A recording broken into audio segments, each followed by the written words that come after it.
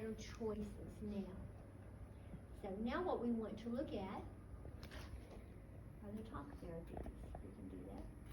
This is stuck. Let me shut this down. Okay, when we talk about the talk therapies, I think we'll just talk then. With the talk therapies. Because now we definitely are no longer too concerned about prefrontal lobotomies. We still use some electroconvulsive therapy, but most of the time when we talk about mental disorders, we say we're going to go to a therapist, we're going to do something like talking. And the first talk therapies, who would you think? What's the first name that comes to mind? You know, if you're going to lie down on the couch, whose name comes to mind?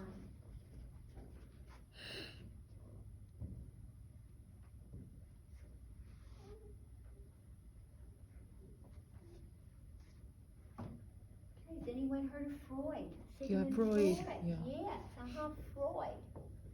Freud was the first one to begin to use this. He learned, because what he was really interested in when he got out of medical school is that he was watching another physician in Vienna use hypnosis with people who had mental disorders. And with hypnosis, he could get the people to talk and free associate. What Freud discovered is that you don't have to hypnotize people to get them to talk. You just let them lie down on a couch and you sit behind them so they can't see you, and you begin talking to them. And they'll begin to talk to you and free associate. And Freud began to use that particular technique. He also observed something really interesting with his colleague. One day, this young woman came back to Vienna, and she had been a patient of his colleague, and she accused him of impregnating her. Now, back in the 1930s and 20s, that would be a very caustic accusation. The good doctor grabbed his wife, went on a second honeymoon, and got out of town for a while because this was just too much to handle socially. But Freud wasn't as easily shocked. He knew that this was not true. But what would cause this young woman to come back and accuse her therapist of impregnating her? And then, therefore, he developed a concept called transference.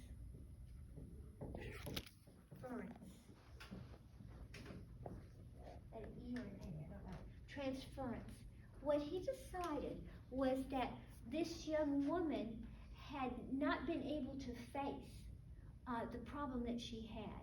Mm-hmm. So she transferred it to her therapist as the person who caused the problem. So a therapy session might go something like this as far as Freud's concerned. Asking someone to free associate. So someone comes in, you say, what do you want to talk about today? And the person might say, let's say this is a man, say a 30-year-old man or 25-year-old man, something like that. And he says, why are you always getting me to talk about something? He says, well, I thought, where do you want us to begin today in our conversation? You're always asking me to say something I don't want to say, aren't you? Well, we need to have a beginning point. What subject do you want us to approach today?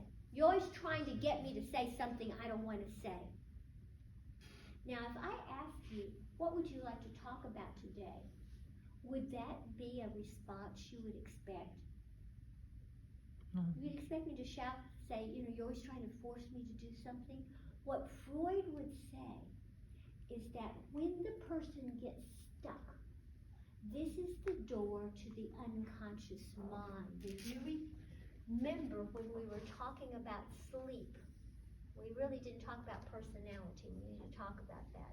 You're not going to skip that next semester. And we said that we're kind of like icebergs. This is a crazy iceberg. And that our conscious mind up here, just like the manifest content of a dream, is what we usually talk about. But what really causes us to talk about something is what's underneath. this unconscious mind pushing up. And what Freud wants to do is get to this unconscious mind. He said sometimes the unconscious mind kind of seeps out through the jokes. Have you ever laughed at a joke that your mother didn't want you to laugh at, probably, and maybe you felt your body temperature changed, but I'm going to laugh at it anyway. Humor is one way. Our dreams, and we've talked about that, the manifest and the latent content of dreams. Sometimes it gets out. Sometimes we have slips of the tongue, Freudian slips. I actually say to you what I'm really thinking, and I really didn't want to say that, but that's the truth, and it just slipped out between my teeth. And then Freud would say we could get to the unconscious mind through free association. If I just get you talking and relaxed, and pretty soon it will come up. And the idea of transference, can it come up to the point where you transfer these unconscious thoughts to me? So when this man, this 25-year-old man says, you're always trying to get me to say things I don't want to say, there's a chance that this is the door to the unconscious mind. So this is when Freud would begin to explore. So let's say this is a young man who was born into a family they really wanted a son. And finally he arrived, and he was just really so excited, the family was, to have this little boy. But the father wanted this young man to grow up into everything he had never been able to be, and what he wanted to do was be a football star. So every day, about the time the little boy learned to walk, here comes Dad home with a football. Come on, let's go out and throw some balls. Every day, little boy gets older and older. And by nature, this little boy is just, he's rather play video games, He's not really into let's go throw the ball around in the backyard every afternoon. Finally, he gets to be about 6 years old, and here comes Dad driving in the driveway after work. Come on, let's get the ball. And he's beginning to think, I just wish you wouldn't do this. I wish you'd go away. Wish you wouldn't ever come toward me with this football again. I've really had it up to here. And then the next day, Dad doesn't come home. Oh. There's a tragic accident. Oh my and he never comes home again. What does the little 6-year-old think? Yeah, he's responsible because I'm the one who didn't want him to come home again. Oh my. And so is he going to go to Mama and say, Mommy, I just killed Daddy? No, he's going to keep it inside of him. Freud would say that goes down in his unconscious mind. But there's pressure there in this unconscious mind pushing up on what we do and what we say. So every time this young man comes up to the male teacher, the male principal, the male employer, he has these unbidden thoughts, this discomfort. And now he's out in the world of business, and every time he gets a promotion and he meets this new boss, and he's supposed to make a good impression, he's thinking, I wish you'd drop dead. I wish something would hurt you very badly, take you away so you don't bother me. But he doesn't know where this comes from, this dislike of anybody who is, father figure. And Freud would say, when the patient transferred those angry words to him, he could get insight into this problem and begin to pull out the pieces and work with it through free association and transference. Another type of therapy that we want to look at, this is psychoanalytic.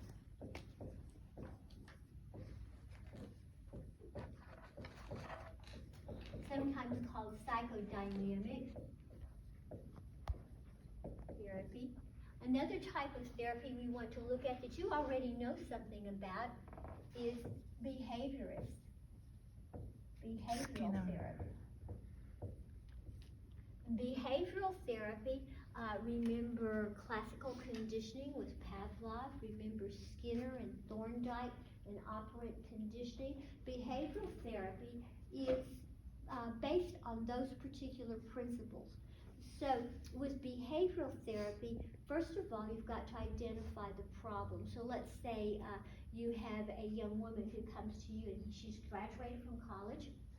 She's got her first job with a big corporation, and she knows her job. I mean, she's hired because she not only made good grades, she knows something about the business, she's ready to get into it, and this is a huge corporation. She wants to make a good impression, but she feels very inhibited. And she begins to realize that she just goes into her little cubicle and she does her thing and she goes out and that's all she does. And then she goes home and she, she gets online and talks to her friends and talks to her kitty cat, and something's wrong. Her life is not complete. So as a therapist, a behavioral therapist, first you have to rather investigate what's going on with this particular person. You might ask that person to report. Well, what do you do? When you get out of your car, you go into the building, you get into the elevator, who do you talk to? Are there any people in the elevator? What do you say to them? And you ask her to make an inventory, to keep a list all day long. Who do you talk to? What do you say to them? How do you communicate with the world around you? And you find out that, boy, she gets out of her car, she gets in the elevator, and even if there are 5 people in the elevator, she says nothing to anyone. She looks at the floor. And when she walks into the big room where all the little gray cubicles are, and she hears people talking to other people and people saying, you want to go have some donuts or something, she just sort of keeps her head down and she goes in and she does what she's supposed to do. And she does it well. But she never really talks to anyone. So now you've identified the problem by having her keep this record. But the next thing to do in behavioral therapy is you often have to train the person. Have them walk through it, because you're not, if you say, okay, tomorrow I want you to go and talk to 5 people, well, that's pretty uphill, isn't it? If that's where your problem is. So you may, in the safety of your own office, practice talking to people, make a list of things, and give assignments in behavioral therapy. For example, tomorrow when you get on the elevator, I want you to look one person in the eye and say, good morning, do you think it's going to rain? When you get up to your floor, before you go to your little cubicle, I want you to look around. The first person who crosses your trail, look them in the eye and say, hi, how are you doing? Busy day? Something like that. You just practice that, then make a checklist, and you go through it and through it. All of us have experienced practice makes perfect. If I do this over and over and over again, I'm going to feel more able to do it. It really tends to work. We often have to consider desensitization at the same time. For example, I was working with a young lady in the clinic who was a severe stutterer. Really interesting because she was Hispanic in background. Her dad was the DJ for the Spanish-speaking radio station in San Antonio. Her family was Castilian in origin. They had the fair complexion and the lighter hair than a lot of Hispanic people. But this young lady actually was a throwback genetically, evidently, with someone who was really, one of the Indian groups. And so she had the high cheekbones, the darker skin, and she had the really curly hair. And she had a great deal of tension because everyone in her family, with her anxiety, they were very verbal, they were very outgoing, and they looked different than she looked. They seemed to be able to present themselves better in public. And so it caused her to stutter. And every time she tried to speak, it got garbled and she stuttered. And with a stutterer, when they try not to stutter, what happens? It gets worse. It gets more and more tension, you get worse and worse. So the first thing we have to do in behavioral therapy is begin to say, okay, let's learn to stutter better. Let's be a better stutterer. And so we worked on different ways to stutter. Can you stutter this way? Every time you come to sounds that you have to put your lips together, like B and M and things like that, what I want you to do is I want you to give me a really good block, like a boy went to play fall, and this time I want you to do secondary things. I want you to slap your leg, maybe snap your fingers, get starters going, because a lot of times when you get stuck stuttering, then you snap your fingers, you slap your leg or something, you get a starter going. And now this time when you stutter, I want you to prolong words. So you say, my mother might, just like that. And then this time, so what am I doing? I'm telling her to stutter different ways. And when she accomplished this, what's interesting about behavioral therapy, when she began to say, okay, every time I told her a different way to stutter, a different pattern, and she could carry it out, who was in control of her speech pattern?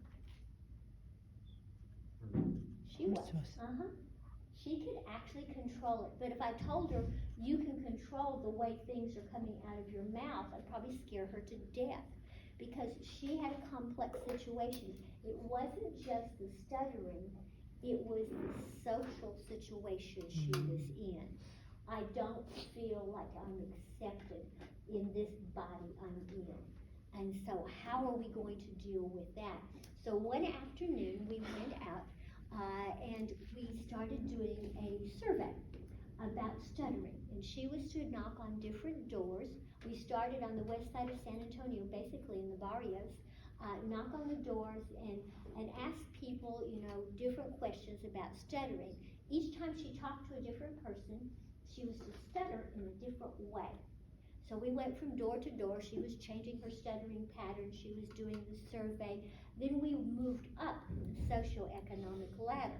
So by the end of the afternoon, we were ringing doorbells on very nice houses and doing this stuttering survey. And fortunately, she was very well received. She became so involved with what she was doing, and she had such facility in changing the way she stuttered from time to time, her different speech patterns, that she finally became more interested in what she was doing than the way she was speaking, and she was totally fluent. If I pointed that out to her, it would scare her to death. I actually have a recording of what it was like at the end of that particular day and how fluent she was. But she had to be able to take the responsibility, the power of being able to control her own speech. Mm-hmm. So behavioral therapy is very much operant conditioning, very much classical conditioning in some ways, but you have to balance. You're working with human beings, not rats. And it has to be balanced in order to change behavior. We probably hear it today more frequently used with children in behavior therapy, used a lot with autistic children. And the different techniques. I need to talk about now humanistic therapy. Can't spell today. Don't know where my slideshow went on this. The humanistic therapy, we have Carl Rogers, Rollo May, Abraham Maslow. All of these are humanistic therapists. And humanistic therapists believe you have the power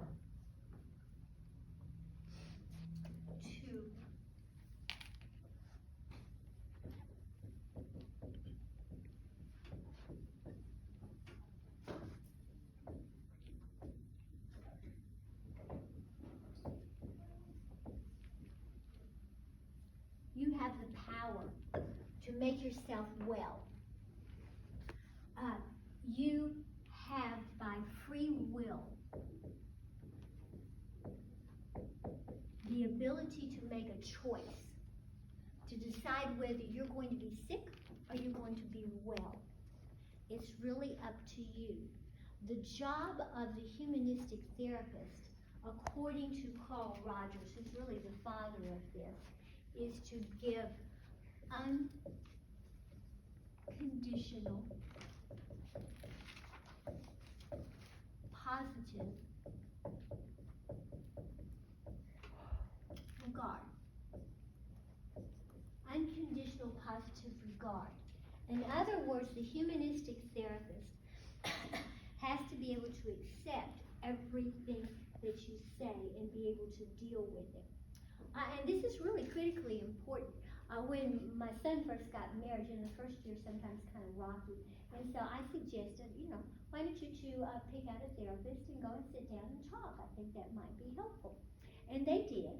And they went and had a few sessions, and one afternoon I was here at the college and I got this call from my son, and he says, Mom, I have just been fired from therapy. And I said, okay. And it appears that they had selected a humanistic therapist, and she was from the East Coast, a real city girl, and I had raised a redneck, and she was having difficulty being able to give my son unconditional positive regard. And so she had suggested that perhaps they go to another therapist. That's how serious it is with humanistic therapy. The first time I heard a session with humanistic therapy, I heard a session that was actually done by Carl Rogers, the father of all of this. I thought, oh wow, I'm going to hear it from the horse's mouth. And I was rather startled, because it went something like this. Roger said to this young lady, he says, what would you like to talk about today? And she said, well, I'm just feeling really sad. Well, what would you like to talk about in your sadness? This is my husband. Well, what would you like to talk about about your husband? Well, he doesn't care about me. Well, why do you think he doesn't care about you? Well, he just doesn't pay any attention to you. Why do you think he doesn't pay any attention to you? What is Carl Rogers doing? Keep asking detail. He's taking exactly what the patient says, making it into a question, and going right back to that patient. He's not putting anything else new into this therapy session. The first time I heard this, I thought, well, what an easy way to make a lot of money. You just sit there and take a person's statements or questions and turn them into a question. But what he was trying to do was to follow this idea of letting the patient solve their own problem, to make yourself well through your own choices and your own insight. It can be very, very helpful to do this. There are many types of therapy that we can look at. Another type of therapy, and I think we'll finish with this, cognitive therapy. Cognitive therapy attempts to change thought processes a bit. When we get down, sometimes we don't think straight. I've had students who will come into psychology class and they'll say, Dr. Jones, if I can't make an A in this class, I'm dropping. Is it realistic for a college student? From personal experience, I can tell you it's not. But the idea of, do you think the glass is half full or you think the glass is half empty is basically the question. Sometimes our negative thoughts so control us that this is the job of a cognitive therapist, to work directly with thought processes and to demonstrate to us that, this is not realistic. This thought process is not going to get you where you want to go. There are also different types of family therapies and group therapies. One of the challenges of family therapy is that often we go into a family therapy situation and we've already picked out the bad guy, the scapegoat. We're all here because you have a problem. That can be dangerous in a group therapy situation. But often in group therapy, especially if it's not a therapy situation, it's very helpful to find that other people have similar problems.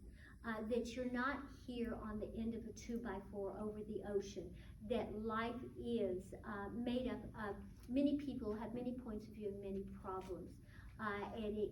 And for example, AA works on that particular basis, Alcoholics Anonymous, the idea of you find people who are working on the same challenge that you have. and you begin to help each other and witness basically to each other that this is the way it can be done. Therefore, we can kind of lead each other to success. Okay, when it comes to your final exam, I'm building it right now. It will probably have about 75 questions on it. And it will simply be from the last 2 chapters of your book. Maybe just have 50. And it will talk about the different mental disorders. So know each of the different mental disorders we've talked about, and also all the therapies, the medications, and the different approaches. Do you have any questions? Okay, I encourage you to go down the hall and hear the speaker from ROTC. I'm going to talk to Psi Beta in about 10 minutes, and down the hall in this